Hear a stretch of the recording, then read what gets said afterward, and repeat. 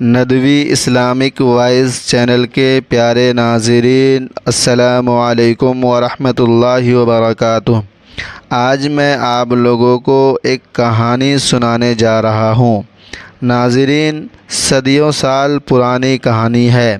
دمشق کے کسی صحرائی علاقے میں ایک بوڑھی عورت رہتی تھی جو مدتوں سے ایک شدید بیماری میں مبتلا تھی۔ بیماری نے اس کے جسم کو کمزور کر دیا تھا اور تکلیف نے اس کی روح تک کو تھکا دیا تھا۔ قریبی تمام حکیموں نے کوشش کی مگر سب بے بس ہو گئے۔ صرف ایک ہی حکیم تھا جو اس کی بیماری کا علاج کر سکتا تھا، مگر وہ بہت دور بغداد کے ایک مشہور شہر میں رہتا تھا۔ وہاں تک پہنچنا نہایت مشکل تھا، خاص طور پر ایک بیمار اور غریب عورت کے لیے۔ اس زمانے میں اگر آپ سمجھنا چاہیں تو یوں سمجھے کہ جیسے کوئی شخص نیپال یا انڈیا میں کسی خطرناک بیماری میں مبتلا ہو اور اس بیماری کا واحد ماہر ڈاکٹر صرف امریکہ میں ہو۔ ایک غریب انسان کے لیے فاصلہ، خرچ، ویزا سب کچھ ناممکنات میں شمار ہوتا ہے۔ اسی طرح اس زمانے میں بھی بغداد جانا ایک خواب سے کم نہ تھا۔ اس بوڑھی عورت کا اللہ پر ایمان اتنا مضبوط تھا کہ وہ ہر حال میں یہی کہتی، اللہ ہی میرا نگہبان ہے، وہی حکیم خود چل کر میرے گھر آئے گا اور اس کا سبب اللہ ہی بنائے گا، وہی مالک اور خالق ہے میرا۔ لیکن یاد رکھے، اللہ کی قدرت کا کوئی ثانی نہیں۔ وہ جو چاہے، جب چاہے، جیسے چاہے کر سکتا ہے۔ وہ ناممکن لمحوں کو ممکن میں بنا دیتا ہے اور ایسے اسباب پیدا کر دیتا ہے جن کا انسان تصور بھی نہیں کر سکتا۔ یہی یقین اس کہانی کی بنیاد ہے۔ تو ناظرین، وہ زمانہ ایسا تھا جب سفر اونٹوں اور گھوڑوں پر کیا جاتا تھا، مگر اس عورت کے پاس نہ سواری تھی نہ سامان، راستے طویل اور کٹھن تھے، لیکن اس کا یقین کہتا تھا کہ اگر کوئی اسے بغداد تک پہنچا سکتا ہے تو وہ صرف اللہ ہی ہے، یا پھر اللہ و مشہور حکیم کو خود اس کے پاس بھیج دے۔ وہ روز اپنی بیٹی سے یہی کہتی، مجھے اسی حکیم سے علاج کروانا ہے اور میرا رب ہی اس کا سبب بنائے گا۔ اس کی بیٹی اکثر ماں کی باتوں پر ہنس دیتی کیونکہ اسے یہ سب ایک خواب لگتا، لیکن اللہ جو کرتا ہے وہ انسان کی عقل سے بالاتر ہوتا ہے۔ بوڑھی عورت نے محلے کے امیر لوگوں سے مدد مانگی مگر کہیں سے کوئی مثبت جواب نہ ملا۔ وہ درد اور مایوسی کے بیچ بے بسی کی زندگی گزارتی رہی، اپنی ایک بیٹی کے ساتھ غربت اور شدید بیماری کا سامنا کرتی ہوئی۔ وہ دن بدن کمزور ہوتی جا رہی تھی۔ بیماری اس حد تک بڑھ چکی تھی کہ اب نہ عبادت کی طاقت باقی رہی تھی نہ کھانے پینے کی ہمت۔ کبھی کھانا کھا لیتی تو کبھی صرف پانی پر گزارا کرتی، مگر اس سب کے باوجود اس نے اللہ کے دربار کا دروازہ کھٹکھٹانا نہیں چھوڑا۔ وہ ہر وقت اپنے رب سے شفا کی دعا مانگتی رہی۔ یقین کے ساتھ، صبر کے ساتھ وقت گزرتا رہا اور پھر ایک رات جب ہر طرف سناٹا چھا چکا تھا اور سارا محلہ نیند کی آغوش میں تھا، اچانک دروازہ زور سے کھٹکا۔ باہر سے ایک آواز آئی، بہن کیا کچھ دیر کے لیے جگہ مل سکتی ہے؟ صبح تک رکنا ہے۔ اس عورت نے سوچا شاید کوئی مسافر ہے جو اس سنسان وقت میں مدد کا طلبگار ہے۔ اس نے دروازہ کھولا تو باہر دو اجنبی مرد کھڑے تھے۔ ان کی حالت نہایت خراب تھی، لگتا تھا کہ لمبے پیدل سفر کی تھکن نے ان کے جسم و چہرے سے رنگ نچوڑ لیا ہو۔ پیارے ناظرین، آگے بڑھنے سے پہلے ایک چھوٹی سی گزارش ہے کہ آپ سب کا بہت بہت شکریہ ہوگا کہ آپ لوگ ہمارے ویڈیوز کو پیار سے دیکھتے ہیں، مگر کئی دوست بنا سبسکرائب کیے چلے جاتے ہیں۔ براہ کرم آپ ہمارے چینل کو ضرور سبسکرائب کیجیے اور آپ کا بہت بہت شکریہ ہوگا۔ بیٹی دوڑی ہوئی ماں کے پاس گئی اور ساری بات بتائی، مگر ماں نے پہلے اجازت نہ دی۔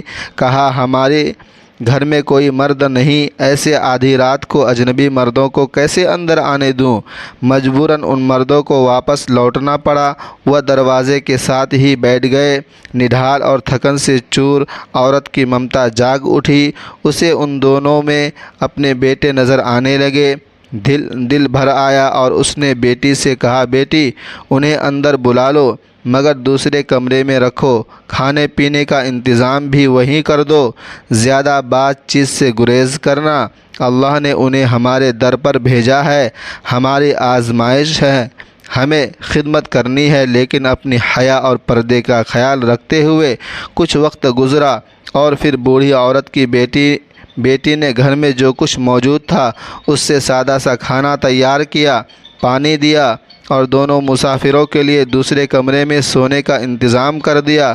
दोनों मुसाफिर कमरे में जाकर सो गए, जबकि बूढ़ी औरत रात भर दर्द से कराहती रही।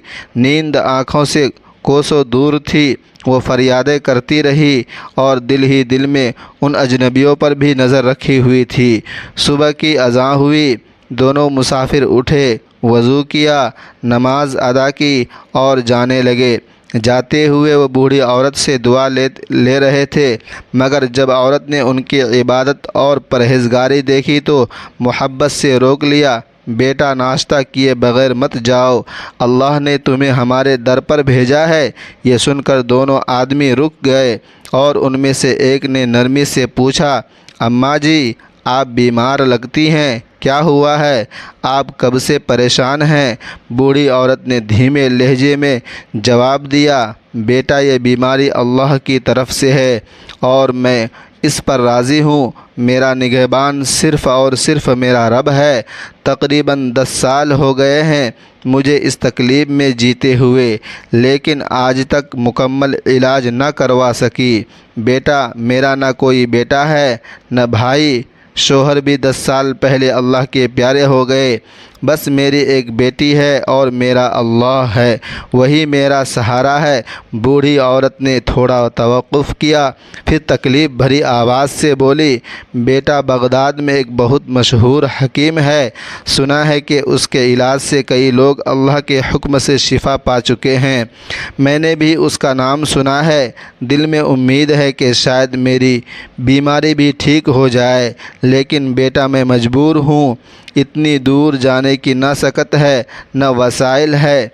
ये सुनकर दोनों मुसाफिरों ने एक दूसरे को चौंक कर देखा, जैसे वह कुछ जानते हो या किसी हकीकत से वाकिफ़ हो। खामोशी से औरत की बातें सुनते रहे। बूढ़ी औरत ने आसमान की तरफ देखा और एकदम मुस्कुराहट के साथ बोली, बेटा मेरा ईमान है कि जिस रब ने बीमारी दी है वही शिफा भी देगा, दवा भी वही भेजेगा। बंदा तो बस कोशिश कर सकता है और जो मेरे बस में था वो मैं कर चुकी। अब सब उस रब करीम के सुपुर्द है। बिला आखिर एक आदमी आगे बढ़ा और नरमी से बोला, अम्मा जी अगर मैं ये कहूँ कि अल्लाह ने आपकी दुआ कबूल कर ली है तो आपको कैसा लगेगा? बूढ़ी औरत ने हैरत से उसकी तरफ देखा और धीमी आवाज़ में कहा, क्या मतलब बेटा? मैं तो कुछ समझी नहीं। उसने मुस्कुराकर जवाब दिया, ये दूसरे साहब यही बगदाद के मशहूर हकीम हैं और अल्लाह ने ही उनको आपके लिए यहाँ भेजा है। हम दोनों एक ख़ास जड़ी बूटी की तलाश में दमिश्क आए थे। घोड़ों पर सफ़र कर रहे थे। रात को जब ठहरने का वक्त आया तो घोड़े अचानक डर गए और हमें शहर से बहुत दूर ले गए। फिर रास्ते में हम दोनों घोड़ों से गिर गए और सारी रात अंधेरे में भटकते रहे।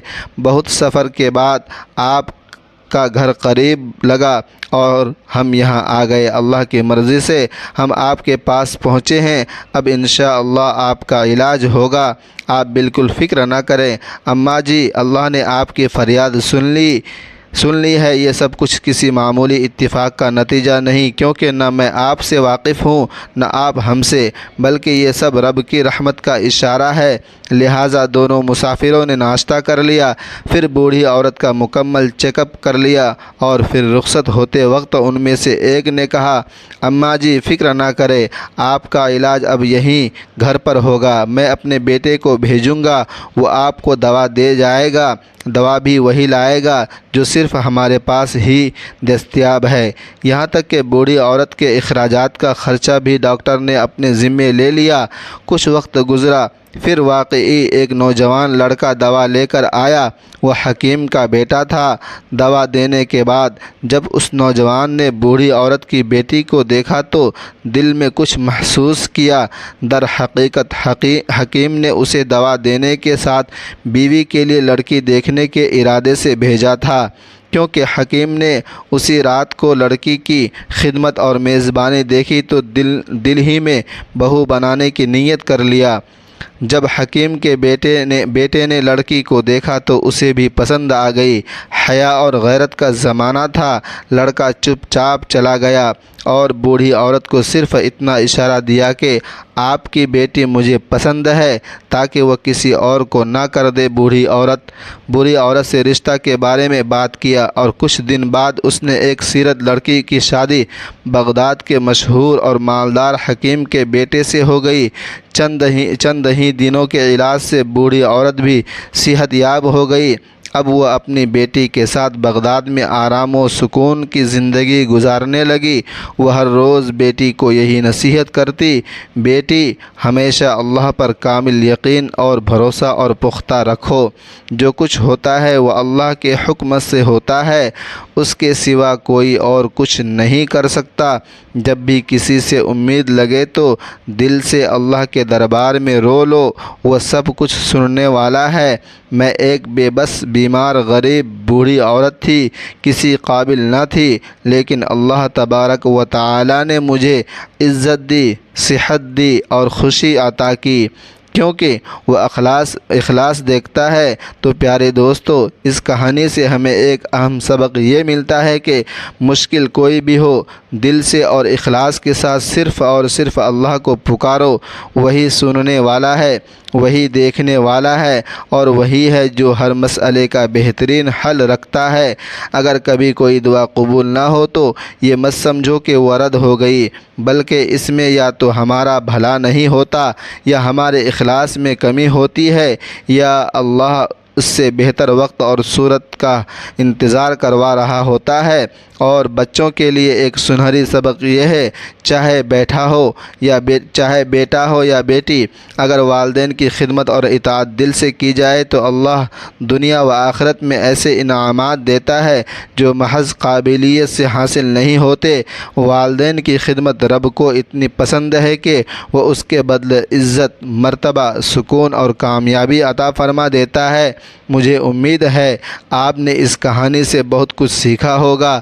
اگر آپ کو مزید ایسی ہی سبق آموز اور ایمان افروز کہانیاں سننا پسند ہے تو ہمارے چینل ندوی اسلامک وائس کو سبسکرائب کر کے گھنٹی کو ضرور دبا دیں، اور ہو سکے تو ویڈیو کو لائک اور شیئر کیجیے۔ آپ کے تعاون کا شکریہ۔ اللہ تبارک و تعالی سے دعا ہے کہ اللہ تبارک و تعالی تمام امت مسلمہ کو اپنے حفظ و امان میں